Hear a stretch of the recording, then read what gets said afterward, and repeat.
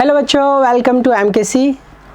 मैं उमर सर आप लोगों के लिए लेकर के आया हूँ आज नेवी एसएसआर के फिजिक्स की प्रिपरेशन कैसे करनी है इसका स्ट्रेटेजी बताऊँगा। और अगर आप इस स्ट्रेटेजी को फॉलो करेंगे तो आपके 90+ मार्क्स इजीली आप गेन कर सकते हैं। तो इसमें हम बेसिक से बात करेंगे सारी चीज़ें कि हमें जो है कैसे जो है तैयारी करना है, किन किन। हाँ, ये देखिए, आप ऐसे देख सकते हैं हमें कैसे फिजिक्स की तैयारी करनी है। ये वीडियो सबके लिए है, बिगिनर के लिए भी है और रिपीटर के लिए। हर तरह, चाहे जो भी हो, जो रिपीटर है वो भी इस वीडियो को देख सकते हैं और जो बिगिनर है वो भी इस वीडियो को देखेंगे कि हमें कैसे प्रिपरेशन करना है।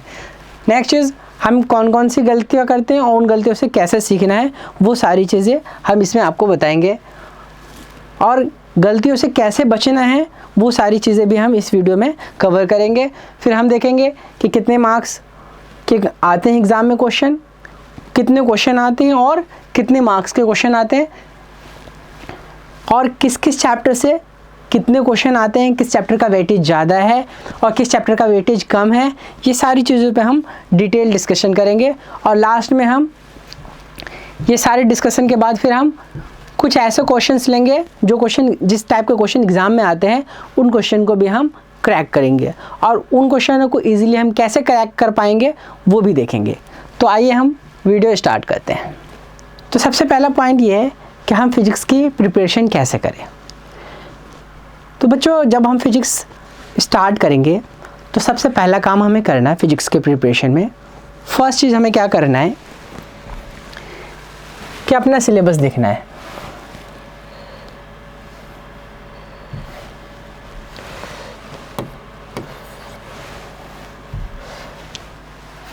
सबसे पहला काम क्या करना है, हमें सिलेबस देखना है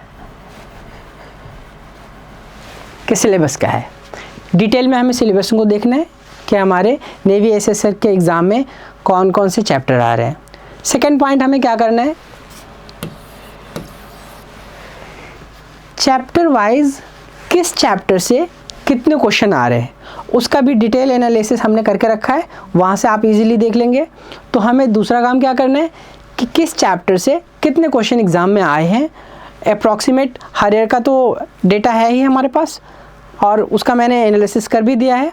तो उससे आपको आइडिया लग जाएगा कि इस चैप्टर से इतने क्वेश्चन आते हैं, इस पोर्शन से इतने क्वेश्चन आते हैं, और फिर जिस चैप्टर से ज़्यादा क्वेश्चन आते हैं उसकी अच्छे से तैयारी करनी है, जिसके कम क्वेश्चन आते हैं उसकी भी करनी है, ताकि हमारा एक भी क्वेश्चन ना छूटे। लेकिन ज़्यादा फोकस जिससे ज़्यादा क्वेश्चन आते हैं उस पर करना है। तो नेक्स्ट हमें चैप्टर वाइज वेटेज देखना है।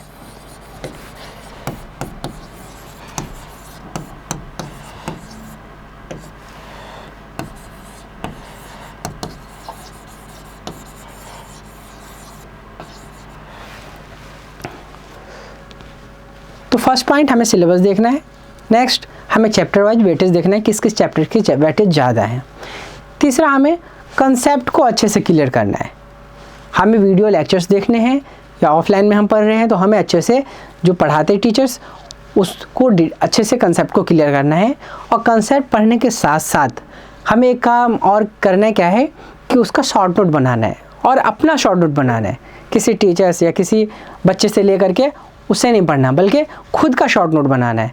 हमने एक चैप्टर एग्जाम्पल के लिए हमने 1D motion in one dimension पढ़ा, तो अब मोशन इन वन डायमेंशन का हमें जो है उसका शॉर्ट नोट बनाना है। शॉर्ट नोट में क्या क्या इंक्लूड करना है, एक तो कंसेप्ट और दूसरी चीज़ फार्मूला। उसमें डेरिवेशन इंक्लूड नहीं करना है, क्योंकि आपके एग्ज़ाम में डेरिवेशन नहीं आएगा, या तो कंसेप्चुअल क्वेश्चन आएंगे या फिर न्यूमेरिकल क्वेश्चन आएंगे। न्यूमेरिकल क्वेश्चन भी आएंगे तो वो फॉर्मूले पाएंगे। तो इसलिए पहला काम क्या करना है, शॉर्ट नोट में कंसेप्ट ऐड करना है, दूसरा काम करना है फार्मूले ऐड करने हैं। तो पहला सिलेबस देखना था, दूसरा चैप्टर वाइज वेटेज देखना है, तीसरा हम जो भी अच्छे से कंसेप्ट को पढ़ेंगे सारा और फिर उसका शॉर्ट नोट बनाएंगे। शॉर्ट नोट बनाने के बाद हमें क्या करना है, शॉर्ट नोट बनाने के साथ साथ हमें क्या करना है, हर चैप्टर के क्वेश्चन लगाने हैं और उसमें जो है हमें PYQ का ख़ास तौर से हमें लगाना है। अगर एक चैप्टर करने के बाद उसके PYQ लग रहे हैं, इसका मतलब इसका ये चैप्टर हमारा कंप्लीट हो रहा है, ढंग से हो रहा है। और PYQ के साथ साथ जो भी मॉड्यूल है हमारे पास उस मॉड्यूल के क्वेश्चन लगाने हैं। PYQ भी लगाना है और मॉड्यूल भी लगाना है। तो शॉर्ट नोट बनाना है और साथ में PYQ और मॉड्यूल का यूज़ करना है। और जिस चैप्टर से क्वेश्चन ज़्यादा आ रहे हैं, जिस चैप्टर से क्वेश्चन ज़्यादा आ रहे हैं उस क्वेश्चन पे, उस चैप्टर पे ज़्यादा फोकस करना है, उसके ज़्यादा क्वेश्चन लगाने हैं। जिस चैप्टर से क्वेश्चन कम आ रहे हैं उस पर कम फोकस करना है। नेक्स्ट चीज़ हमें क्या करना है कि मॉक टेस्ट लगाने हैं। मॉक टेस्ट लगाने के बाद हमें आइडिया मिल जाएगा कि हमारा कौन कौन सा चैप्टर जो है वो सही से कंप्लीट हो गया है। मॉक टेस्ट लगाने के बाद अगर नंबर ना आए तो घबराना नहीं है, बल्कि हमें शॉर्ट नोट से रिवाइज़ करना है और फिर उसके क्वेश्चन लगाने, फिर मॉक टेस्ट देने हैं। शॉर्ट नोट रिवाइज़ करना है, फिर क्वेश्चन लगाने हैं, फिर मॉक टेस्ट देना है। और गलती हम क्या करते हैं कि मॉक टेस्ट नहीं लगाते हैं और क्वेश्चन नहीं लगाते, ये दो मेजर मिस्टेक होता है हमसे। तो वो दो मेजर मिस्टेक को हमें रिमूव करना है। सबसे पहले एक तो क्वेश्चन भी लगाना है और मॉक टेस्ट भी करना है। और फिर मॉक टेस्ट में हमें एनालिसिस करना है कि किस किस चैप्टर के क्वेश्चन हमसे सॉल्व नहीं हो पाए हैं, और जिस चैप्टर के क्वेश्चन नहीं हो पा रहे, जिसके क्वेश्चन नहीं लग पा रहे हैं मॉक टेस्ट में, उस चैप्टर को फिर से रिवाइज करना है शॉर्ट नोट से, और फिर जो है उसको क्वेश्चन लगाने हैं। तो इसे रिपीट करते रहना है। क्या हमें शॉर्ट नोट पढ़ना है, क्वेश्चन लगाने हैं, मॉक टेस्ट देने हैं। मॉक टेस्ट में जिस चैप्टर से कम नंबर आ रहा है, जिस चैप्टर के क्वेश्चन नहीं हो पा रहे, उसका फिर से रिवीजन करना है, फिर से ये करना है।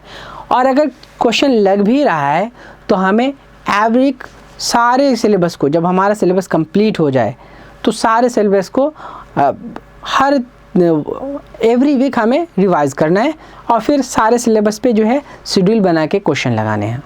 और जब तक हमारे जैसे जैसे क्वेश्चन हो रहे हैं, जैसे आप स्टार्ट कर रहे हैं यूनिट डायमेंशन से, तो यूनिट डायमेंशन पढ़ा, फिर उसके जो है शॉर्ट नोट बनाए, उसके क्वेश्चन लगा लिए, और उसका जो है जो पार्ट टेस्ट होता है या क्यूज़ कह सकते हैं हम, वो लगाना है। फिर वो कंप्लीट हो गया, आप सेकंड चैप्टर करना है, फिर सेकंड चैप्टर का शॉर्ट नोट, फिर उसके क्वेश्चंस, इसी तरह से हमें करते रहना है। अब फर्स्ट सेकंड दोनों हो गया, तो अब नेक्स्ट वीक में दोनों के मॉक टेस्ट कंबाइन हमें लेने हैं। दोनों का जो कंबाइन होगा वो वाले देने हैं। इसी तरह जितना हमारा सिलेबस पूरा होता जाएगा उसके अकॉर्डिंग हमें जो है अपना प्रिपरेशन को आगे बढ़ाते रहना है। और जब सारा सिलेबस कंप्लीट हो जाएगा तो फिर हमें मॉक टेस्ट लगाना है। तो हमें मॉक टेस्ट ज़रूर देना है। अब मॉक टेस्ट में जो गलतियां हैं उन गलतियों को रिपीट नहीं करना है। जैसे एक कंसेप्ट का क्वेश्चन हमसे अभी गलती हो गया है, तो अब हम उस कंसेप्ट को कंप्लीट करेंगे, और कंप्लीट करने के बाद फिर उस क्वेश्चन को फिर से उसके कंसेप्ट को कंप्लीट करेंगे और फिर उसको क्वेश्चन को लगाएंगे, और क्वेश्चन लगाने के बाद फिर हमें से वो क्वेश्चन दोबारा मिस्टेक नहीं होना चाहिए।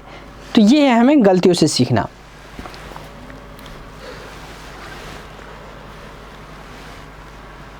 इसमें टोटल नंबर ऑफ क्वेश्चन 25 होता है और 100 मार्क्स का होता है। 25 मार्क्स का नहीं होता, ये होता है 100 मार्क्स। 100 मार्क्स का 25 क्वेश्चन होंगे। अब किस चैप्टर से कितने क्वेश्चन आते हैं?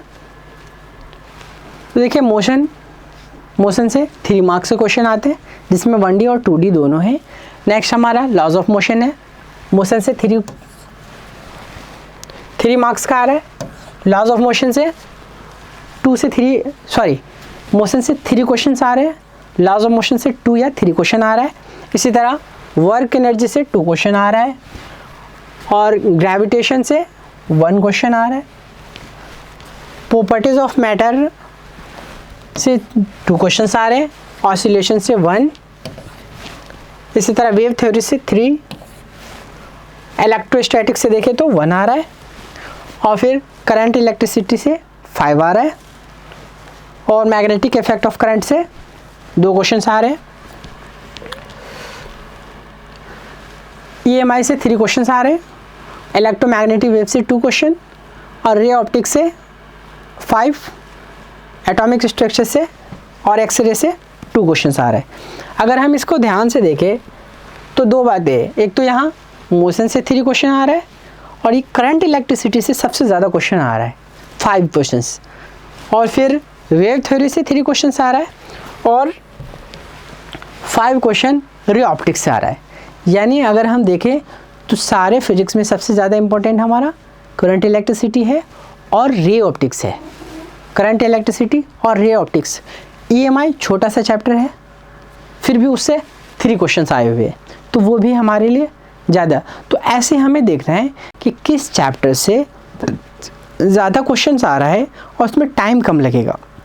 जिस चैप्टर में टाइम कम लगेगा, क्वेश्चन ज़्यादा आ रहे हैं, उसको ज़्यादा अच्छे से और पहले तैयार कर लेना है।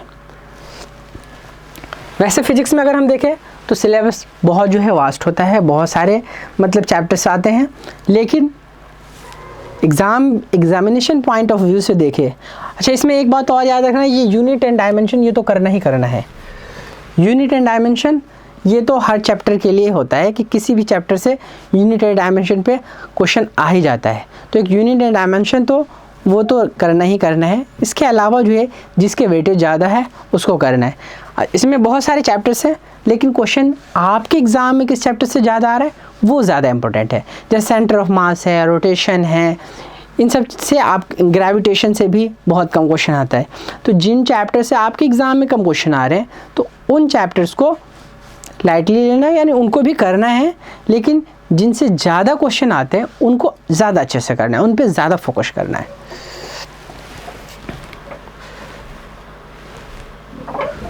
तो बच्चों ये था हमारा सिलेबस और वेटेज और क्या क्या करना है और क्या क्या नहीं करना है, ये सारी चीज़ें हमने डिटेल में देखा। अब कुछ क्वेश्चंस हैं, इन क्वेश्चन को आइए ट्राई करते हैं।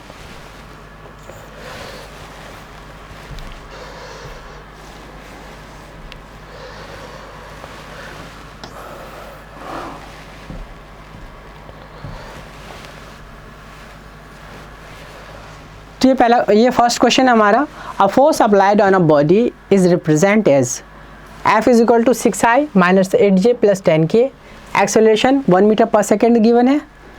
तो हमें बताना है mass of the body. Question कह रहा है किसी पिंड पर लगाया गया बल इतना है और उसका त्वरण इतना दे रखा है, तो उसका द्रव्यमान बताना है, यानी इसका मास बताना है। तो इसका मास कैसे निकालेंगे, आपको law of F is equal to M में फॉर्मूला होता है, ये फोर्स, मास और एक्सेलरेशन, ये है बल और ये है द्रव्यमान और ये है त्वरण। तो F की वैल्यू कितनी गिवन है, 6I माइनस 8J और plus 10K is equal to M की वैल्यू हमें फाइंड करना है और A की वैल्यू गिवन है 1 मीटर पर सेकेंड स्क्वायर। तो 1 से डिवाइड करेंगे, सेम ही रह जाएगा, यानी M की वैल्यू आ गई हमारे पास 6I cap minus 8J cap plus 10K cap. अब इसका हमें मैग्नीट्यूड निकाल लेना है, तो इसका मैग्नीट्यूड निकालेंगे, कितना आ जाएगा,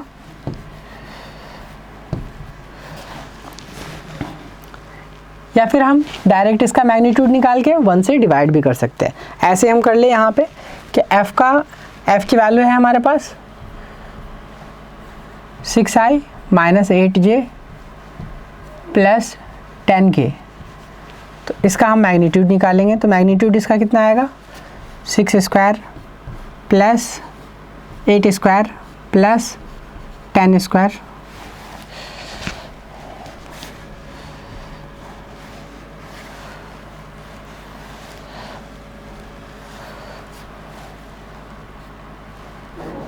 प्लस 10 स्क्वायर, तो 6 का स्क्वायर करेंगे तो 36, 8 का स्क्वायर करेंगे तो 64। तो ये हम ऐसे लिख सकते हैं 36 प्लस 64 प्लस 100। तो यहाँ से आ जाएगा हमारा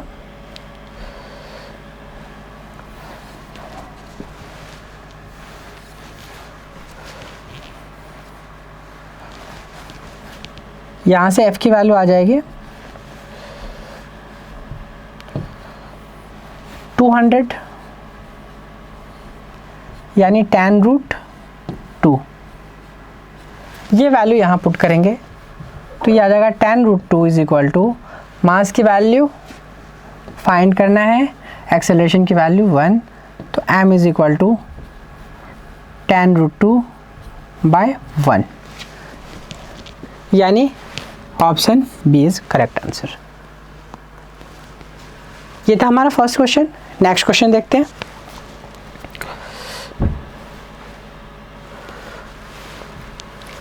नेक्स्ट क्वेश्चन कह रहा है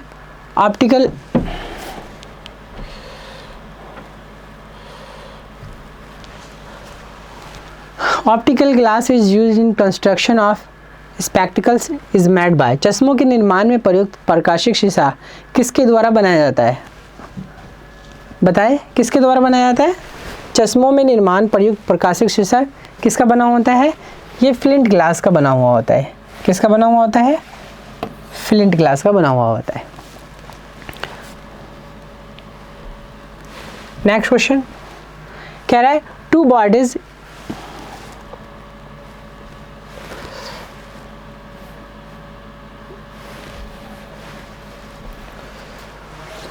A and B have mass m and 4m। मास दो बॉडी है, दो बॉडी का मास दे रखा है, एक का दे रखा है m और दूसरे का दे रखा है 4m। Are moving with equal linear momentum. Linear momentum हमें इक्वल गिवन है। The ratio of kinetic energy between A and B. तो लीनियर मोमेंटम और काइनेटिक एनर्जी और मास में क्या रिलेशन होता है? देखो, kinetic energy is equal to होता है हाफ mv²। मास से अगर हम मल्टीप्लाई और डिवाइड करें तो यहाँ से आ जाएगा kinetic energy is equal to p² upon 2m। तो p हमें कह रहा है कि इक्वल है। यहाँ देखो, यहाँ linear momentum equal linear momentum, यानी यहाँ पर हमें संवेग जो है वो एक समान दे रखा है। संवेग क्या है? एक समान है। हमें बताना क्या है? गतिज ऊर्जा का अनुपात बताना है, यानी काइनेटिक एनर्जी का अनुपात बताना है। तो यहाँ से देखें अगर हम ध्यान से, तो काइनेटिक एनर्जी मास के इन्वर्सली प्रोपोर्शनल है। मास के इन्वर्सली प्रोपोर्शनल है। तो ये अगर 1:4 है तो इसका अपोजिट क्या होगा? 4:1। इन्वर्सली प्रोपोर्शनल है तो इसका आंसर आ जाएगा बी। नेक्स्ट क्वेश्चन देखते हैं।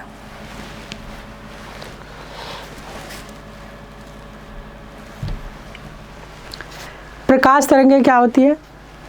यानी light waves are electromagnetic in nature होता है, तो इसका आंसर आ जाएगा बी।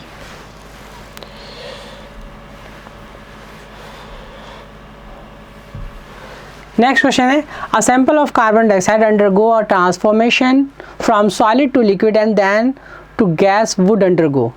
कह रहा है कार्बन डाइऑक्साइड का नमूना है, किस परिवर्तन से गुजरेगा, यानी उसमें क्या चेंजेस होंगे यदि वह पहले ठोस से द्रव में जा रहा है और फिर द्रव से गैस में जा रहा है। पहले सॉलिड था, लिक्विड में चेंज हुआ, फिर लिक्विड से किस में चेंज हुआ? गैस में। तो इन सारे सिचुएशन में अगर हम देखेंगे तो उसका डेंसिटी क्या होगा? चेंज होगा। यानी इसका ऑप्शन कौन सा होगा? मास तो सेम रहेगा, तो इसका चेंज क्या हो रहा है? डेंसिटी, यानी इसका आंसर आ जाएगा बी।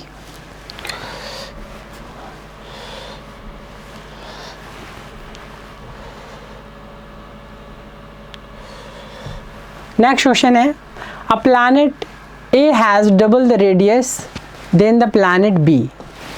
कह रहा है प्लैनेट ए का radius,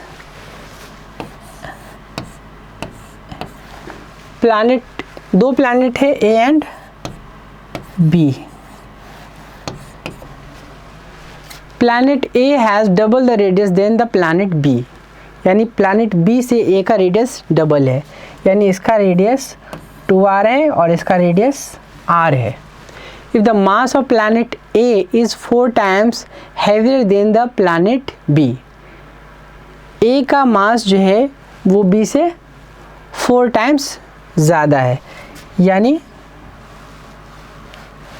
A has double radius than the planet B, ठीक है, यानी इसका आर है तो इसका 2r है। If the mass of planet A is 4 times than B, यानी इसका अगर m है तो इसका कितना है 4m है, 4 टाइम्स है। कह रहा है ग्रह ए की त्रिज्या ग्रह बी की तुलना में 2 गुनी है। ए का बी की तुलना में कितना है 2 गुना, तो ये r है तो ये 2r हो जाएगा। और मास क्या कह रहा है, मास 4 गुना है, यानी ये m है तो उसका 4m है। तो हमें बताना क्या है, weight of object is which of the following statement regarding the weight of an object is correct. कह रहा है कि इसमें दोनों की वेट के लिए कौन सा स्टेटमेंट करेक्ट है। तो वेट के लिए अगर हम ग्रेविटेशनल फोर्स की बात करें तो ये हमारा क्या होता है, जी मास पे डिपेंड करता है, यानी यहाँ से आ जाएगा gm अपॉन में r² आ जाएगा। अगर g की वैल्यू हम फाइंड करें तो यहाँ से इसी से हमारा वेट निकलता है, तो कितना आ जाएगा इसका। अगर हम इस वाले के लिए देखें तो m की जगह आ जाएगा 4m और r की जगह आ जाएगा 2r², तो यहाँ से आ जाएगा 4m अपॉन 2r² और साथ में g आएगा। 2 का स्क्वायर करेंगे तो ये 4, तो 4 से 4 कैंसिल, तो यहाँ से आ जाएगा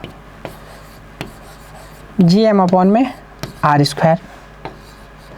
और ये हमारा है a के लिए।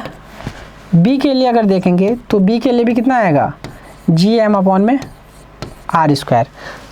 तो दोनों तो सेम आ रहा है, तो दोनों जब सेम आ रहा है तो हमारा कौन सा ऑप्शन होगा, ग्रह ए पर भार ग्रह बी की तुलना में ज़्यादा होगा। हैव प्लैनेट दोनों ग्रहों पर समान होगा, तो एग्जैक्टली इसका आंसर क्या होगा, सी।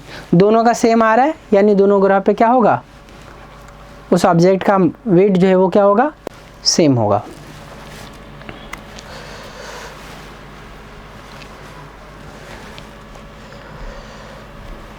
नेक्स्ट क्वेश्चन है sound wave are similar to the waves.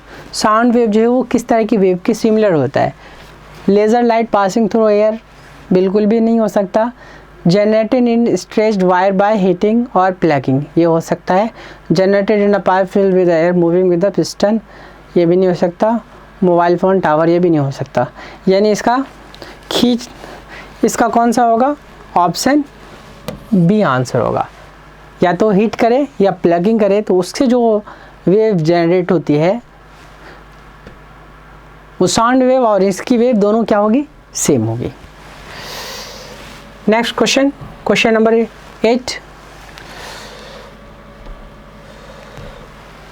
कह रहा है sound wave has frequency 2 kilohertz.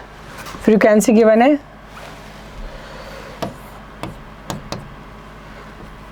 2 kilohertz and wavelength of 35 centimetre. Lambda की वैल्यू कितनी गिवन है, 35 सेंटीमीटर।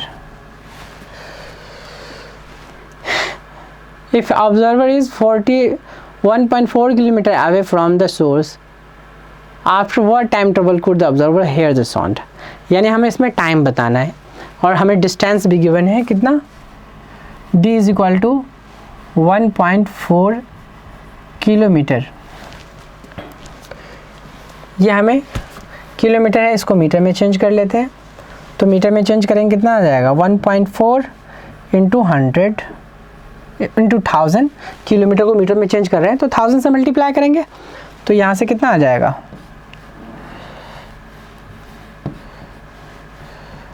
1400। ये आ गया मीटर, ये डिस्टेंस आ गया 1400 मीटर।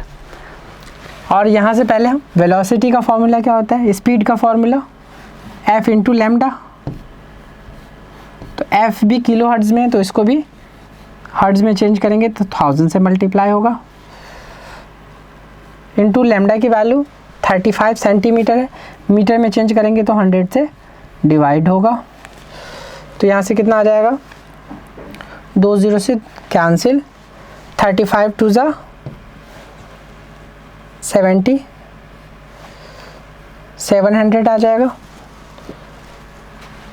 तो यहाँ से हम टाइम फाइंड करेंगे तो T is equal to formula होगा D by V, time is equal to D by V, समय इज इक्वल टू दूरी बट्टे चाल, दूरी है ये चाल है, तो यहाँ से दूरी की वैल्यू कितनी थी 1400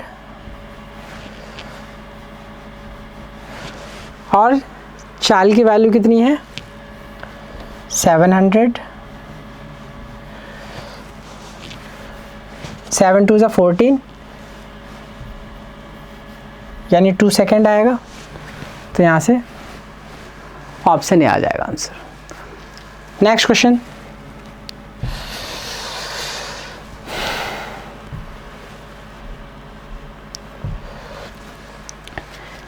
चमगादड़ अपनी उड़ान कह रहा है which one of the following wave bats use to detect the obstacles in their flying path, यानी उसके पाथ में ऑब्स्टेकल कोई हो उसको डिटेक्ट करने के लिए किस वेब का बैट्स यूज़ करता है, यानी चमगादड़ किस तरह के तरंग का उपयोग करता है उस तरह के प्रॉब्लम को, यानी उस तरह की बाधाओं का पता लगाने के लिए। तो ये कौन सा होता है, अल्ट्रासोनिक होता है।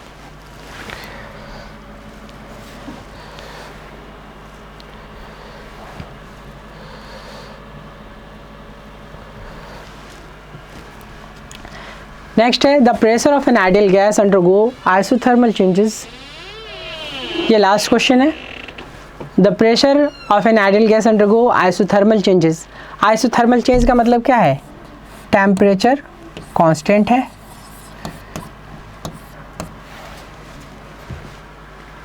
Isothermal changes, pressure of an ideal gas undergo isothermal changes is increase by 10%, pressure 10% increase कर रहा है, प्रेशर